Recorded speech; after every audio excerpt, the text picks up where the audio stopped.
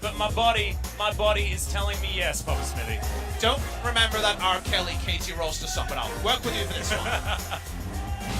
Ladies and gentlemen, now it is finally time. Game 1, the LCK Finals for summer. Let's go.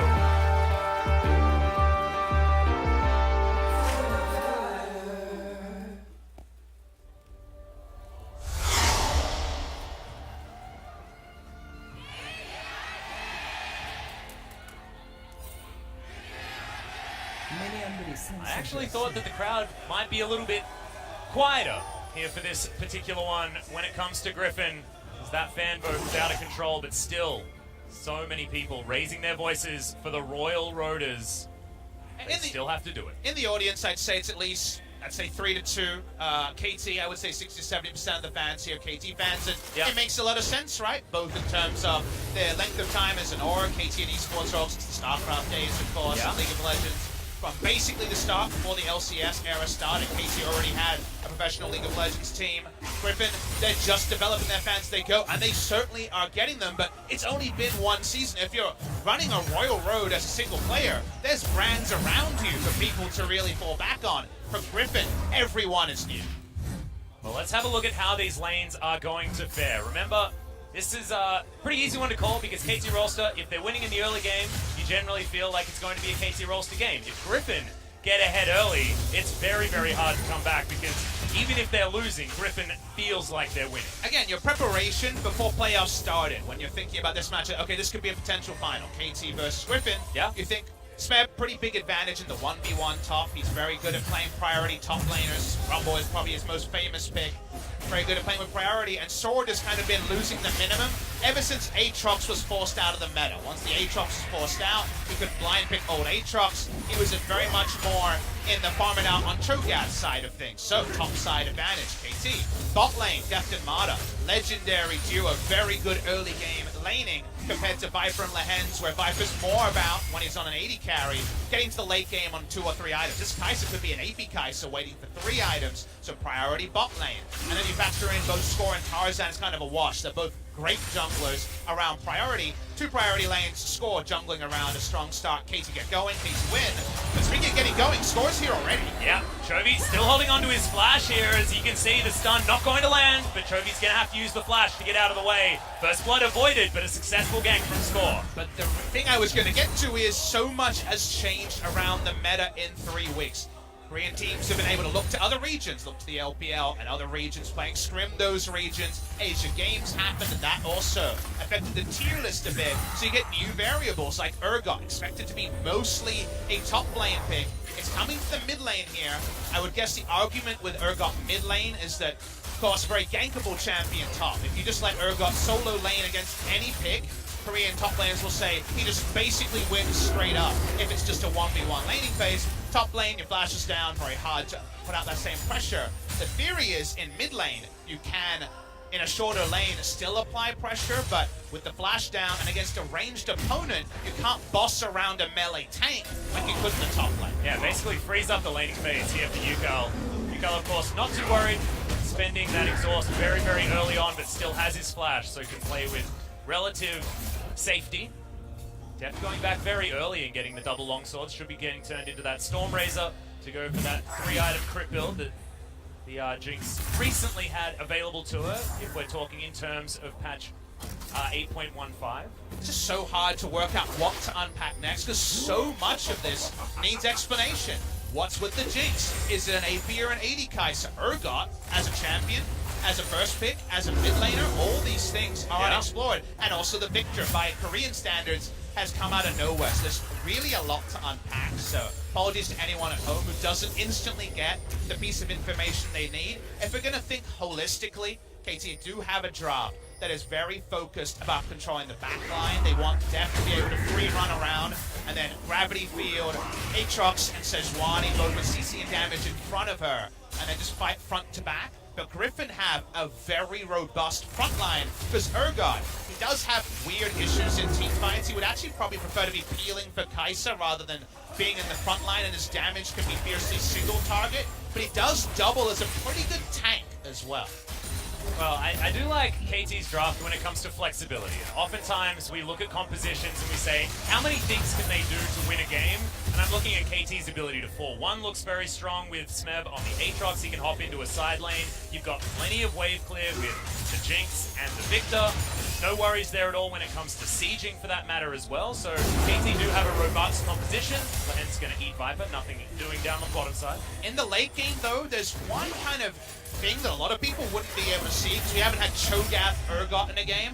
Consider that Cho'Gath of top lane tanks, when we had Cho'Gath versus tank, we would always say in a front-to-back team fight, when you're fighting against the enemy tank line and a tank has to die first, Cho'Gath has Feast, so he just feasts a frontliner and your AD carry kills that tank faster. Consider that Feast is going to be paired with the Urgot ultimate for also the ability for further burst, and you can actually kill a tank from half health almost instantly, and then AP Kai'Sa swoops in, and you just straight up win. Chovy standing very far back. The high value ward there, the control ward in the brush, as you can see. Score was sneaking outside of vision, but not actually going to check that brush here as Chovy finally moves up to the minion wave. Score paying a lot of attention here to the mid lane.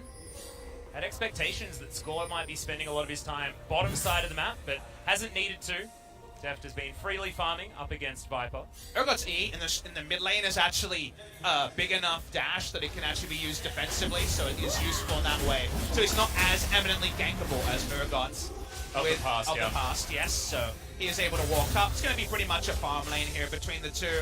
We all know about Victor pre-first item, which you would love to be that Hex score. Still 1250 on patch 8.15. Going to get pushed in a bit, not going to have a lot of control, respecting the potential for Tarzan to swoop in. I guess the most relevant thing in terms of scaling about the early game is that Zac has pretty much got a free pass, even though he's one camp down. We're not seeing all the finals of the past. A year ago, when it was Longzhu versus SKT, it was all about the Zac being targeted by both teams. So far, the Zac getting a free farm thing. Yeah, hasn't been too bad. Of course, when you ban almost all of the junglers in the game, there is an opportunity to get that done as in goes Score, flashing for it as well. They're looking for Chovy, but Tarzan's here at perfect timing. The ultimate's ticking down. Chovy is still alive. He's going to survive as well as Tarzan now has to get himself out, but that's success for Griffin. And the flash is only now coming up. It was not available during any of that fight, so he was specks of damage away from finding the first blood. Very good positioning by Tarzan to be there for the counter gank, but we basically say very good positioning. Insert Score or Tarzan's name in anytime they play. It is their positioning and the ability to be in the right place at the right time that have been the trademarks of these two junglers. Yeah, the map movements are just beautiful, but that was so close. You'd almost think the KT were robbed on that one. Good knockup comes in from Smeb, who's looking for the solo here against Sword. Dash forward. Remember, you get a couple of charges when you level it up on this particular patch, and his ultimate is on a shorter cooldown than it is on most other playoffs patches, which is 8.16. So by that priority, hasn't found Score any invades around the red side, so it's not necessarily going to be as big a thing. Was able to pick up the red buff, but apart from that, it has been Zac just comfortably going through his jungle. Let's see when this turret damage starts to come down, because again, we had that stat pre-game that if first turret is taken top lane for either team, it is a 100% win rate in all of Sun. Yeah. But KT getting most of their turrets on the bottom side of the map, and if anyone has the ability to kill a turret on this team, it is certainly the Jinx from Deft. Man, there's been so much to talk about in the draft that we've never been able to zoom out and talk about the road here. Of course, a lot of people would have watched the semifinals. If you're joining us late, was KT Rolster for the first time winning the regular season, being first seed, waiting 1 month. They actually beat MVP for first seed 1 month ago, and waiting and watching first the madness of the gauntlet that was won by Griffin, and then the 3-week break against a Griffin team that were down 2-1 against the Afrika Freaks. They played one of those Cho'Gath top games with no initiation, and we said, I think this is them done.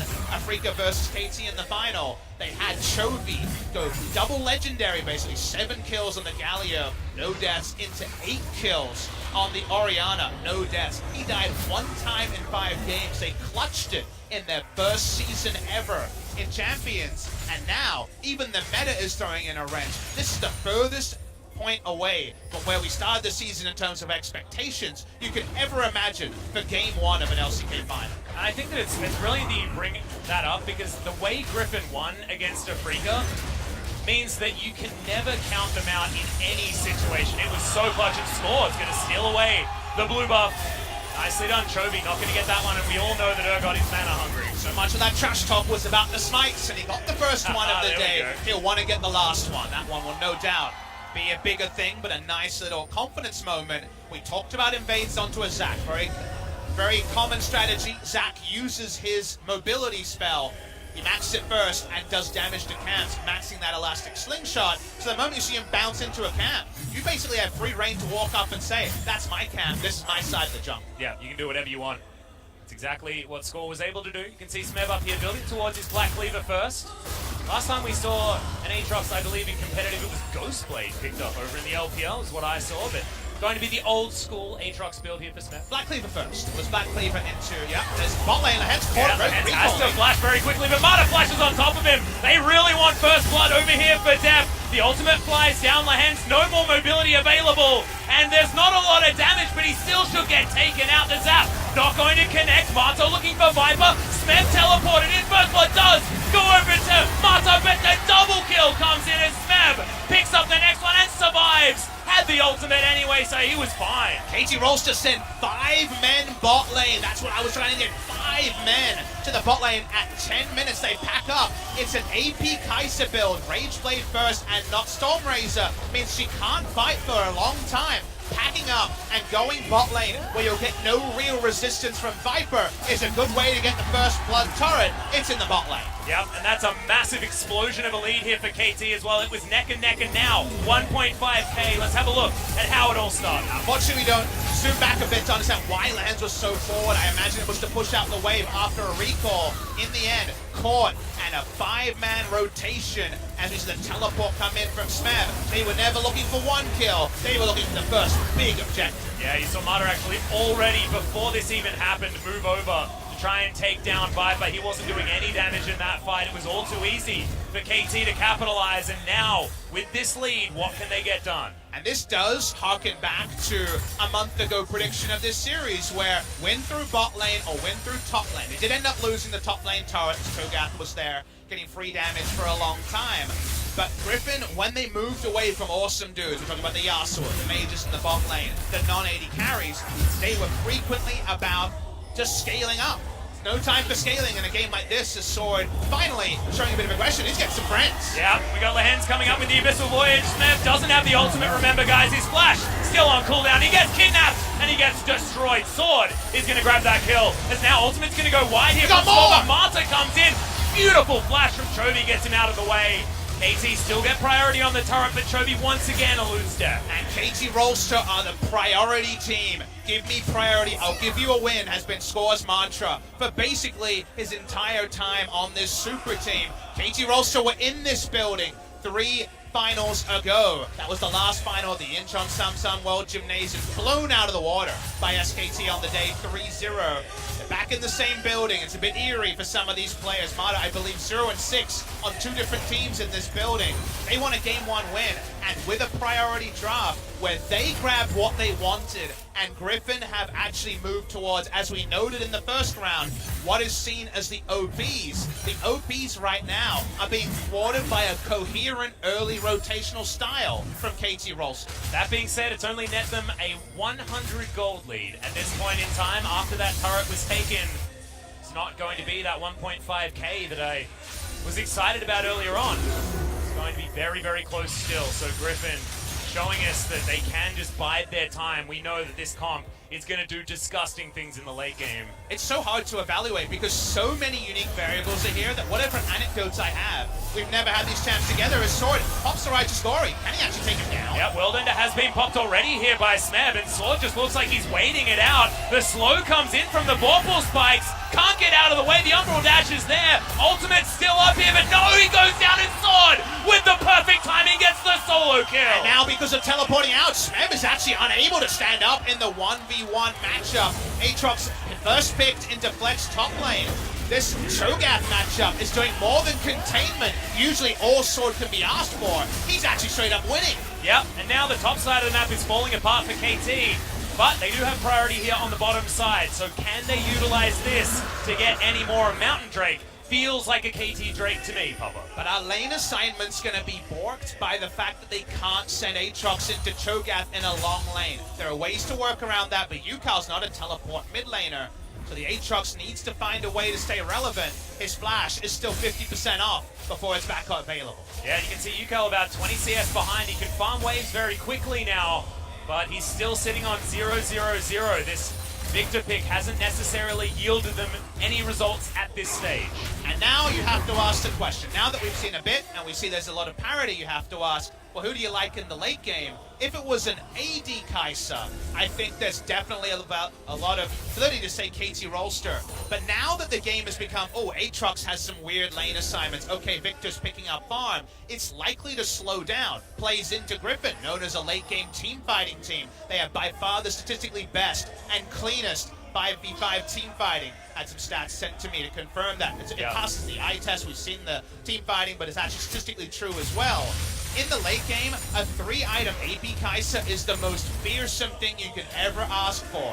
On patch 8.15, it's all about the lull. Rage Blade not so good. Even the Nashor's still not there. You want that defensive third item, a Zhonya's or most likely a Banshee Veil, and then you just need hard crowd control, and she'll knock down all the dominoes. Cho'Gath and Zac have hard crowd control in spades. And Chovy as well has that kill secure of that Fear Beyond Death that you talk about. This might be the time where we see the Urgot as a team fighter. Alistar rolls in, headbutt pulverized, silence, feast, Urgot ultimate might be dead in half a second. Even if he does manage to get his ultimate off, even if it is going to be hard, you feast for true damage, and you also Fear Beyond Death for true, like, it's just disgusting. What stats do you build then if you want to fight front to back? And Jinx comms always scream, get that first person low, get me excited, I'll do the rest.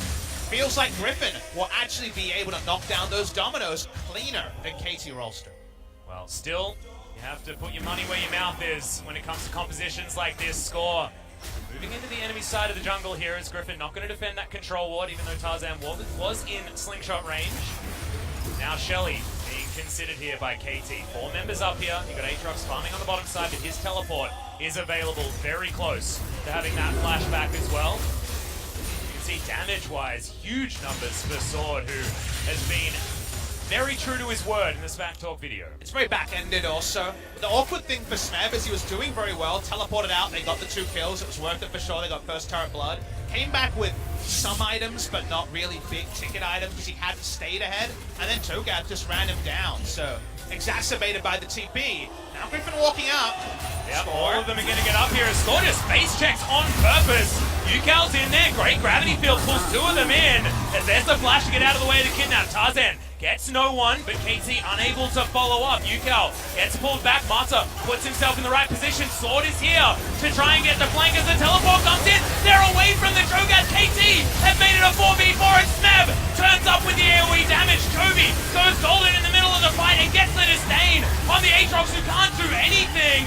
Globlets now in amongst this fight is Deft. Will be able to clean them up, and that's the kill. Going over to KT, can they get more? Score, looking for the Arctic Assault. They're under the turret now as Devour is going to spit out Sword. Oh! It's a lower cooldown. Oh my god, the damage onto Yukal, and Chovy gets out once again. Deft is excited, flashes, gets the second, into the third. No! And Viper's popping off in the back line. This is a Kai'Sa that shouldn't be this strong yet, but he is.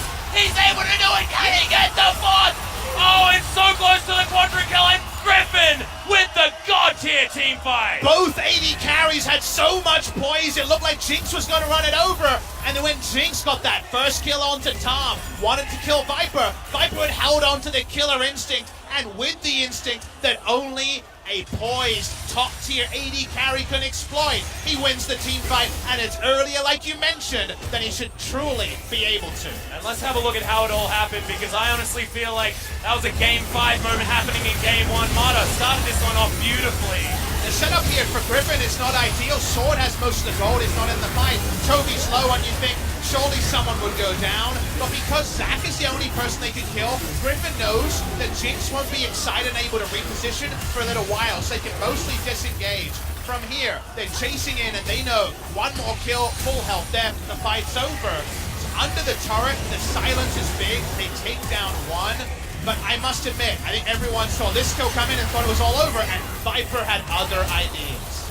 Somehow Deft actually picked up tower aggro there, and he must have been pretty upset about that one as this switch around of the aggro. The tower doing so much work here for Griffin, but Viper's positioning exquisite throughout the whole fight. I think we're going to have to definitely take turns holding shoulders and really offering comfort, because that's the first team fight of this game.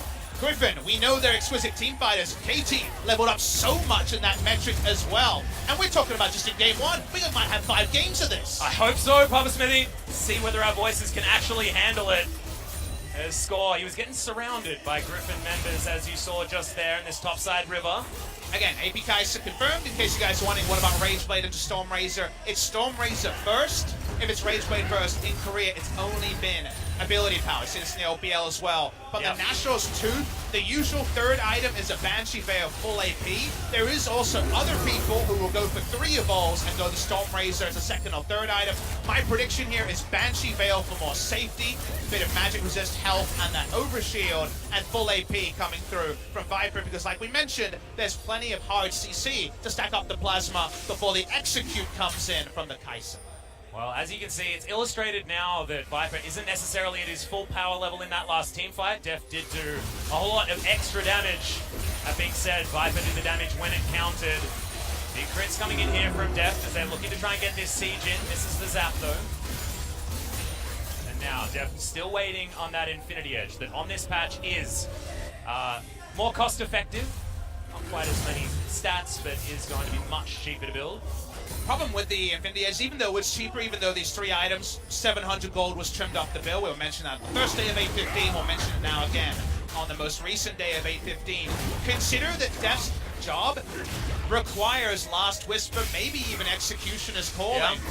You prefer to go Lord Dominix with extra armor penetration, but you probably need the healing reduction to hope to kill Zac. It is really tough in the front-to-back team fights that Jinx usually excels in to out-team fight Griffin. And then we're not even talking about just ability level and team fights we've been treated to by both teams. Yeah, exactly. First, Dragon is going to go over to Griffin for them. That's going to be traded for the top lane outer turret, but mid lane still getting sieged on here by KT. It is very low on the side of Griffin. Score looking for his opportunity. He's in position to get that ult over the wall as Supercharge is going to be used by Viper. That's now on cooldown. It's Def. Oh man, that does a lot of damage. That Void Seeker, but they're able to lock down the turret. That's the outer ring dead on the side of KT. Still, that took 23 minutes to accomplish, so that's time that Griffin has used for the scaling. They are not usually a first 3 outer turrets team. We know them as a team in the second round robin when they dropped the Vladimir and stopped Viper from being an initiator. That's what the previous meta did. It allowed Viper to get 2 items and run in on Vlad, still undefeated in his career on the Vladimir. Now he's the finisher. Now he's the AP Kai'Sa. So they're very much about how much time can we buy for Viper to be able to pop off. Sword getting a solo kill. The parity in the mid-game is allowing these turrets to roll down much slower, and it does mean that 35-minute team fights probably decide the game.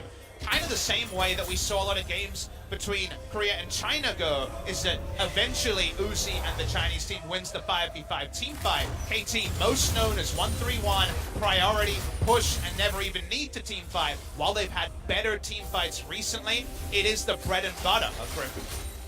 Let's see what KT decides to do. Now positioning themselves around this Baron buff, just looking to try and clear out vision, which they should be able to do so. Despite the fact that Mata is not going to have Def's backup, as he gets hit by the Void Seeker, doesn't want to get engaged on by Viper. And it looks like Viper is going for likely the Zondi's Hourglass build, but could just be sitting on the stopwatch and building that Phoenix Codex into the Banshee's Veil.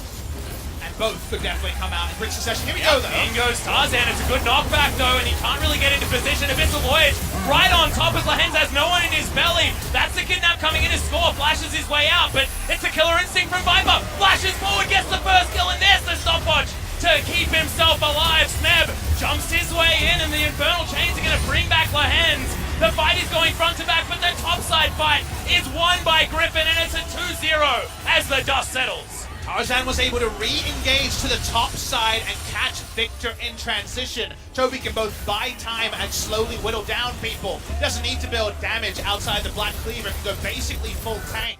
It is truly a one-threat comp on Griffin, but two execute true damage abilities on their tank mid and tank top that will also leverage relevant damage. Watch the replay. This is very hopeful. Mod is one of the best players I've ever seen at disengaging Zax with Thresh or with Alistair. This is what we missed on the top side. Yukal and Chovy. Chovy's not going to kill Yukal. It's just a lot of chip damage. But while that first fight happens, Tarzan says Sword's not going to die, but maybe he'll die now. Yep, he's going to get headbutted, and Def gets feasted, but he's still going to survive. Perfect zap timing, but there is the Devour. Def not going to get hit by all the bolts of the Q, and that means Viper unable to lock that one down. He was going for the cool guys, don't look at explosions, but he may have had to have a look at that one.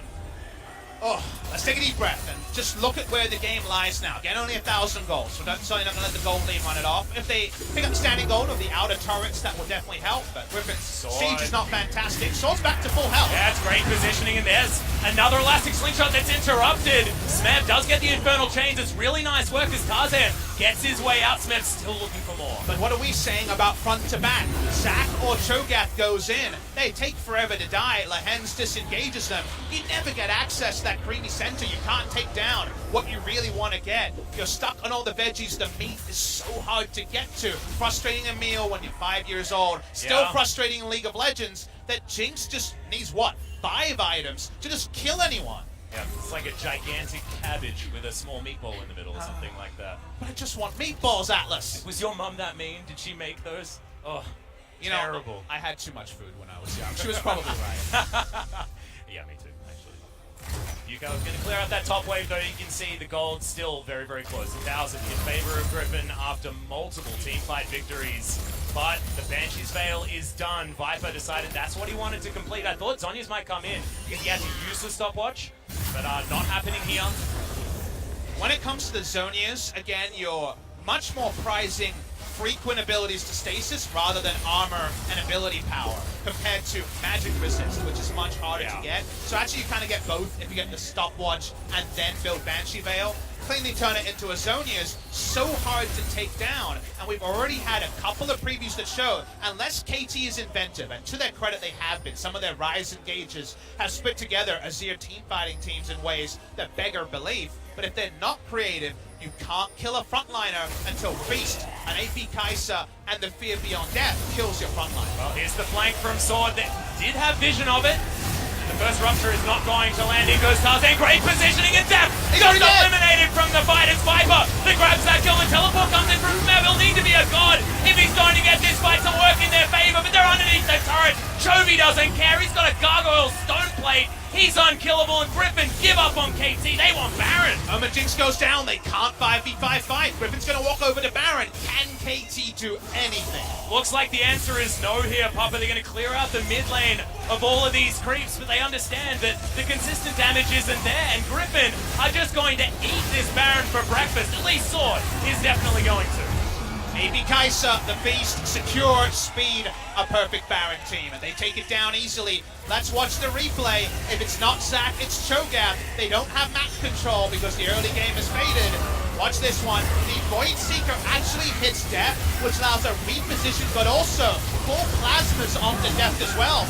And full plasma plus AP Kai'Sa, goodbye Hellfire Drinks, no chance. And after that, there was absolutely nothing that KT could do. Even though Griffin hit all of their buttons, everything was great. They knew that they didn't even need to fight KT after that. Unfortunately, KT's buttons don't do damage to Griffin at this point. And that's Zeke's Convergence, Infinity Edge, Jinx in machine gun form. Still, they need more items. Still, they need some armor penetration. You look at the armor and health stacked up, and it is ridiculous on the side of Griffin. We thought KT was comfortable with the meta champions, and I think if they were playing in their standard formation, they would be. But the moment Kai'Sa was left open, Kai'Sa profits the most from CC tanks, and that's what Griffin have in spades. Well, Griffin now have a lot of vision control around this area. KT with wards in the mid lane itself, but otherwise Griffin controlling the rest of the map. Sword should freely be able to take this bottom outer turret. It's going to be their second of the game only. They continue to stretch this lead forward, and it's feeling hopeless. It feels like finals in the past where KT can't beat SKT, you know, examples like that, because Griffin are just looking like teamfight gods today.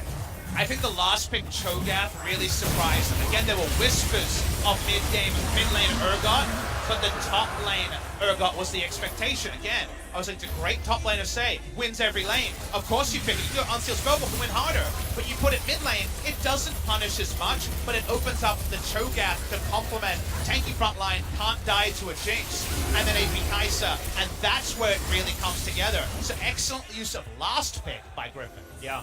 Really beautifully done in the draft phase.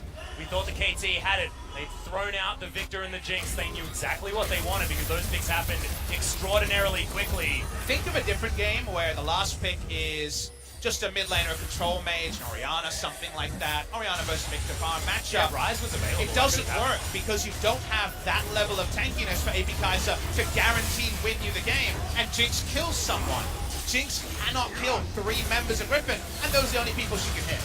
Well, speaking of hitting people, Tarzan gets zapped. Still does a fair bit of damage here as Def does have those 3 items that we're talking about. And the last Whisper is now completed. It's 4 items for the Jinx that you want to be looking out for. You mentioned Mortal Reminder or these other options here. USS now onto Viper as well. So he's had that for a while as well, Papa. I'm scared about what's coming next. I mean, he's not dying unless he really well, he's just going to engage a fight underneath the turret here as well. His Banshee's Bell finally gets popped as Marta. The ultimate gets so much value. Viper sidesteps. He's behind. Chovy gets himself onto the turret. Was tanking it for a moment, but he's going to survive. Marta the only one to fall here, but they get the prize that they wanted. Viper knows he can frontline tank the turret with his stats, but come back with teleport anyway. Here comes Viper. Goodbye, inner turret. Yeah, inner turret's going to fall. Can they get even more? A Super Mega Death Rocket flies in from Def just to try and help clear out this minion wave. Baron is just going to wear off now. Griffin get a couple of turrets for it towards the end, but it could have been worse for KT. You just don't see a way back for KT. It's an amazing thing to say when it's a Jinx Victor comp. Both of them obscene scaling. But unless Griffin make a seismic error and lose structures, lose a Baron, and also get wiped, it feels like they're just too tanky. Well, in goes Tarzan once again. He's going to take a lot of damage as Viper finally able to get some damage into this fight. Takes down the inner turret. There's the supercharger. Gets himself behind. Chaos Storm's in there. He takes down the Jinx. Doesn't even have to look for it as he's continuing to find even more. She does fall down as Yukao has a lot of damage availability. Can they actually win this fight? Is the question as Marta, he's playing the front line. The Victor grabs the kill and somehow KT have done it.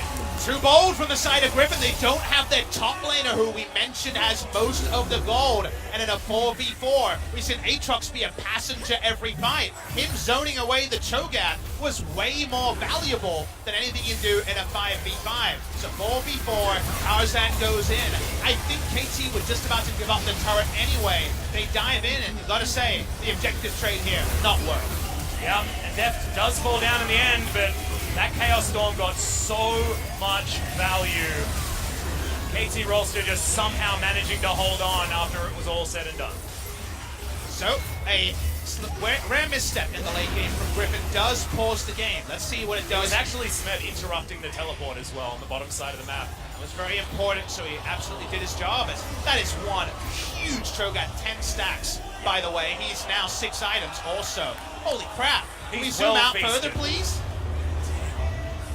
That's a lot of screen real estate. It's like we're saying, yes, this is the super sweet charity scene, everyone. And you know when you're the AD carry and the team says stop hitting the tank, how do you click on anyone else? You literally can't. You can't.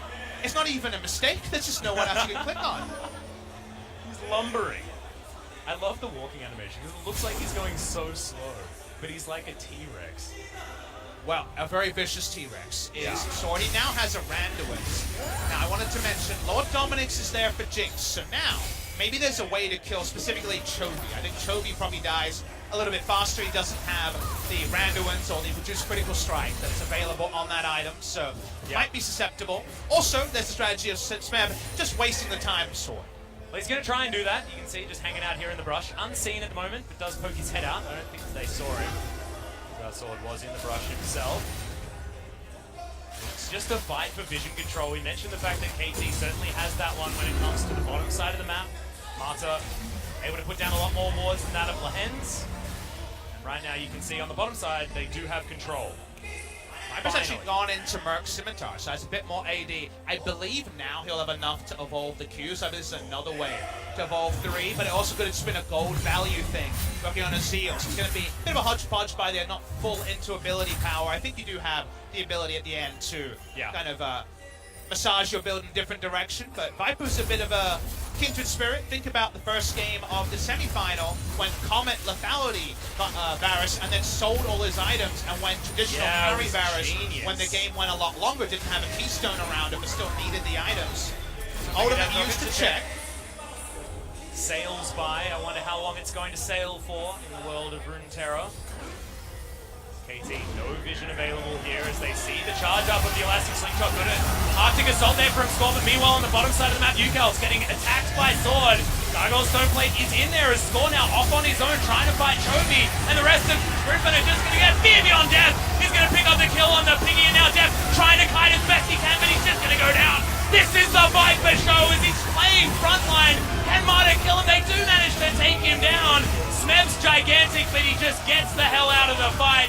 Spots the fact that the Elder Drake has spawned the Griffin. They've won this one. I don't think they can win the game, though, with no AD carry. Do they have enough damage to do it? Urgot does decently, but he's not a superstar in that way. They're wasting time on the side as well. No ability to interrupt. Smeb just trying to buy time. He's going to, but he's going to die. Remember, the World Ender was on cooldown from that last fight. And that's just going to be him throwing away his life after the teleport. They'll take down the inhibitor. Can they actually win the game here? We've got 20 seconds on the clock of death. No, 9, 8. They cannot, because Score will come up. He will slow down. He obviously can't repel a push. And from there, the staggering from Smeb was the right decision. Unfortunately, means any hope of a 5v5 around an objective is probably thrown out. Well, right now, the objective is the Elder Drake. Death is going to be able to pick up this huge wave of minions. Should almost have that QSS available to him as well after this has been cleaned up. But it's a 2-Drake Elder to come in for Griffin. They're going to be ripping through Nexus turrets. That's the next option for them. Or even the Baron buff as another Super Mega Death Rocket flies in. They're checking the wrong buff. So they'll hear the Elder Drake scream in a few moments. Nothing they can do about that. It will be picked up. Cho'Gath gets bigger. Problems get bigger for KT Rolster. If we get a replay of that team fight, the big thing to take away is by the end, Viper's just frontlining, auto-attacking. He knows he'll eventually die. Job's done. Because Jinx needs to position and use her passive in order to open up space. And AP Kai'Sa with tanks just goes frontline and kills people. Well, we're looking at the Hail Mary here from KT Rolster. They want to take down the Baron buff before anyone can actually turn up as Death. Gets tagged by the Void Seeker, now has to watch his position. As in goes Viper. He's going to start the fight yet again, and the ultimate goes wide from Score. Infernal Chains are good onto Lehens, but he's got the Grey Health. Score now finds himself right in the back line. Chaos Storm is great damage on the side of KT, and it's a big knockup that comes in, but Death is going to die yet again, and it looks like it's the wipe. And Griffin, they've won yet another team fight, and this will be the game. That's going to be the GG. The death ball with the tanks and the AP Kai'Sa is too damn strong. And Griffin will go up 1-0. The Royal Road is very much still on. It certainly is. This is game 1 of a best of 5, guys. We have to remember that. This has already been such an epic match. I highly doubt we're going to see Viper's Kai'Sa ever again in this series, but damn, it was a treat to watch this game as the Nexus does fall down. Game 1, go to the Royal Roaders in Griffin. KT Rolster had thought they had put Griffin into the box they wanted. Oh, take that. Oh, take that. We have the strategy to beat the new meta. But Griffin went a step further and flexed the Urgot to mid lane, pivoted and said, we got a second round Kai'Sa. We can go ability power, build unkillable on the entire roster, and there's nothing Jinx can do. Her pea shooter was just nothing in